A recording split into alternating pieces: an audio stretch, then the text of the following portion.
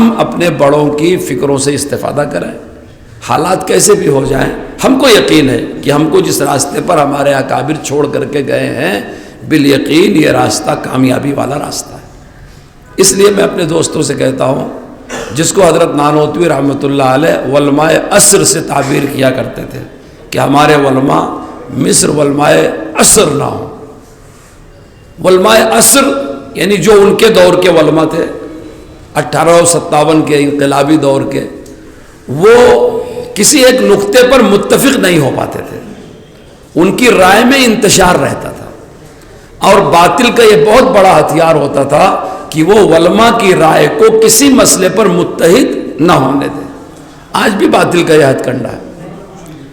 ایسے ملکوں میں جہاں عوامی زندگی میں آزادی نہیں ہے، یا جہاں علماء کو رسوخ نہیں ہے، آپ غور کر کے دیکھ لیں۔ ہم نے ایک امام صاحب کو بلایا تھا بنگلور، ڈاکٹر محمد صالح ابراہیم آل طالب، مکہ مکرمہ خانہ کعبہ کے امام ہیں۔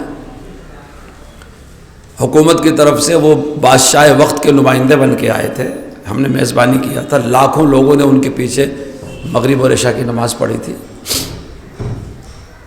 جب سعودی حکومت میں منکرات کی اعلانیہ اجازت دے دی گئی تو انہوں نے، ان کا فرض بنتا تھا، انہوں نے خطبہ جمعہ میں اس کی مخالفت کیا، اس پر نکیر کیا۔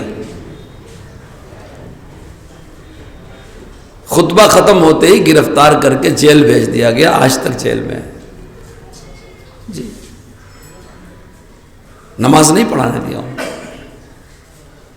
کلمہ حق برملا کہا انہوں نے، لیکن اس ملک میں رائے عامہ پر ایک عالم ربانی امام کعبہ کی رائے ایسی مؤثر ہو کہ انقلاب آ جائے، نہیں ہو سکا۔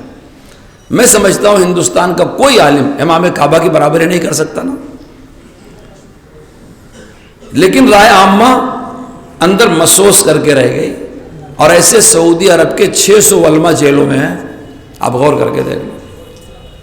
اگر آج ہمارے ملک میں ہم آزادی سے اپنی بات کا، اور ہم کیا، میں کہتا ہوں ہمارے چھوٹے چھوٹے شاگرد بھی جب بولنے لگتے ہیں بالکل لگتا ہے کہ مولانا ارشد مدنی ہی بول رہے ہیں۔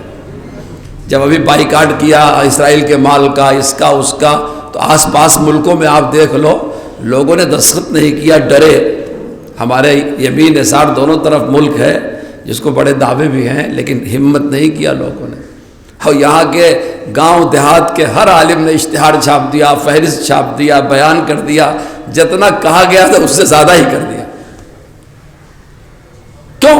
کچھ ماحول ہمارے یہاں کا ایسا بنایا گیا ہے، اس ماحول بنانے میں ہمارے بڑوں کی قربانیوں کو بہت اثر ہے۔